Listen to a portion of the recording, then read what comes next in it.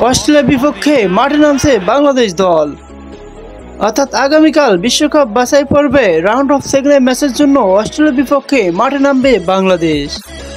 অস্ট্রেলিয়াকে রুখে দেওয়ার জন্য কোচ সাব্বির কাবরা কোন পরিকল্পনায় কোন ফরমেশনে খেলাতে পারে বাংলাদেশকে, বা কোন 11 নিয়ে মাঠে নামতে পারে বাংলাদেশ অস্ট্রেলিয়ার বিপক্ষে, ম্যাচটি কখন শুরু হচ্ছে এবং কিভাবে সরাসরি দেখতে পারবেন, সবকিছুই বিস্তারিত থাকছে ভিডিওতে। বাংলাদেশ দল বিশ্বকাপ বাছাই পর্বে অলরেডি 4টি ম্যাচ খেলে পেয়েছে, যেখানে একটি লেবাননের বিপক্ষে ম্যাচটি ড্র ছাড়া সবগুলো ম্যাচে কিন্তু হেরেছে। লাস্ট অস্ট্রেলিয়ার বিপক্ষে ম্যাচে কিন্তু বাংলাদেশ 7-0 গোলে হেরেছিল। সেই দুঃখ স্মৃতি নিয়ে মাঠে নামবে অস্ট্রেলিয়ার বিপক্ষে বাংলাদেশ। তবে কোচ সাব্বির কাবরা কোন ফরমেশনে খেলাতে পারে এই শক্তিশালী অস্ট্রেলিয়ার বিপক্ষে? বাংলাদেশ থেকে যোজন গুণ এগিয়ে রয়েছে অস্ট্রেলিয়া। তো সেই অস্ট্রেলিয়ার বিপক্ষে কোন একাদশ নিয়ে খেলাতে পারে বাংলাদেশকে, কোন ফরমেশনে বা খেলাতে পারে? কোচ সাব্বির কাবরা বাংলাদেশকে ডায়মন্ড মেডে খেলাতে পারে, 4-4-2 ফরমেশনে খেলার হতে পারে বাংলাদেশ দলকে। কারণটা বলতে পারেন শক্তিশালী অস্ট্রেলিয়া।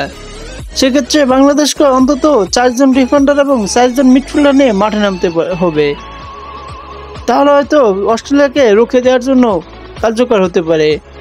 শেষ দিনের মতো আজকে অনুশীলন সেরে নিচ্ছে বাংলাদেশ। আগামীকাল 6 জুন মাঠে নামবে অস্ট্রেলিয়ার বিপক্ষে। তবে কোন একাদশ নিয়ে মাঠে নামতে পারে বাংলাদেশ দল অস্ট্রেলিয়ার বিপক্ষে? কোচ সাব্বির কাবরা অবশ্যই ডিফেন্সিভ লাইনটা শক্ত রেখেই মাঠে নামতে চাইবে অস্ট্রেলিয়ার বিপক্ষে, যেহেতু অস্ট্রেলিয়া অনেক শক্তিশালী দল। সেক্ষেত্রে বাংলাদেশ 4-4-2 ফরমেশনে যেতে পারে। তো চলুন 4-4-2 ফরমেশনে কাকে কাকে রাখা হতে পারে মেইন টিমে। গোলকিপার পজিশন থেকে শুরু করা যাক, যেখানে 3 জনের নাম রয়েছে, যার মধ্যে অন্যতম দাবিদার মিতুল মার্মা।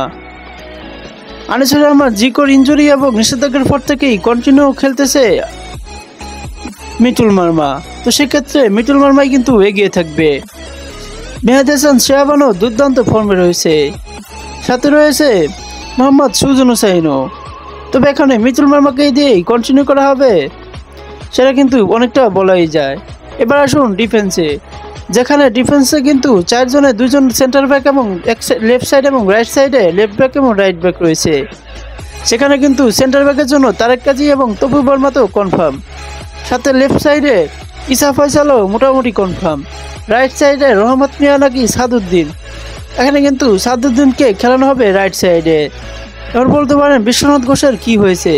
বিশ্বনাথ ঘোষ কিন্তু কার্যজনিত কারণে খেলতে পারবে না।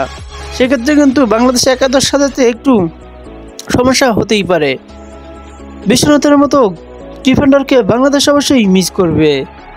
এবার আসুন এই 4 জন তো হয়ে গেল ডিফেন্সে। এবার আসুন মিডফিল্ডে কিন্তু মিডফিল্ডের মজিবুর রহমান জনি কিন্তু কার্যজনিত কারণে খেলতে পারবে না। সেক্ষেত্রে কিন্তু 4 জনকে নামাতে হবে, যার মধ্যে অন্যতম দাবিদার মোহাম্মদ হৃদয়, সোহেল রানা, জামাল ভুঁইয়া এবং শাহেদ কাজিম শাহ। এই মুহূর্তে কিন্তু দুর্দান্ত ফর্মে রয়েছেন তিনি। এই 4 জন নিয়ে বাংলাদেশ, এই 4 জন মিডফিল্ডার নিয়ে কিন্তু মাঠে নামবে বাংলাদেশ। এবং সামনের 2 জন রাকিব হুসাইন এবং শেখ মুরসালিন। সাবস্টিটিউট হিসেবে মোহাম্মদ রুহুল হোসেনকেও দেখা যেতে পারে।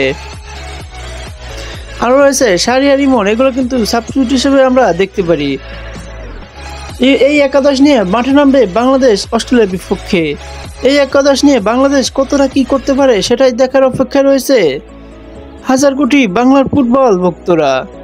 তবে এবার আসুন বাংলাদেশ কখন কালকে মাঠে নামছে। বাংলাদেশ কিন্তু আগামীকাল 4:45 বাংলাদেশ সময় বসুন্ধরা কিংস এরিনাতে মাঠে নামবে অস্ট্রেলিয়ার বিপক্ষে, এবং এই ম্যাচটি সরাসরি টি স্পোর্টস থেকে সম্প্রচার করবে। টি স্পোর্টস ইউটিউব চ্যানেল এবং টি স্পোর্টস অ্যাপস এবং টি স্পোর্টস টিভি থেকে কিন্তু সরাসরি দেখতে পারবেন এই ম্যাচটি। তো এই একাদশ নিয়ে বাংলাদেশ কি করতে পারে অস্ট্রেলিয়ার বিপক্ষে অবশ্যই কমেন্ট বক্সে জানাতে ভুল করবেন না। এবং কোন একাদশ নিয়ে মাঠে নামতে পারে বাংলাদেশ, আপনার কাছে সম্ভাব্য একাদশ থাকলে অবশ্যই কমেন্ট বক্সে ড্রপ করে যেতে পারেন। যে কোনো স্পোর্টস আপডেট পেতে অবশ্যই আমাকে সাবস্ক্রাইব করে রাখুন। Thank you so much for watching me.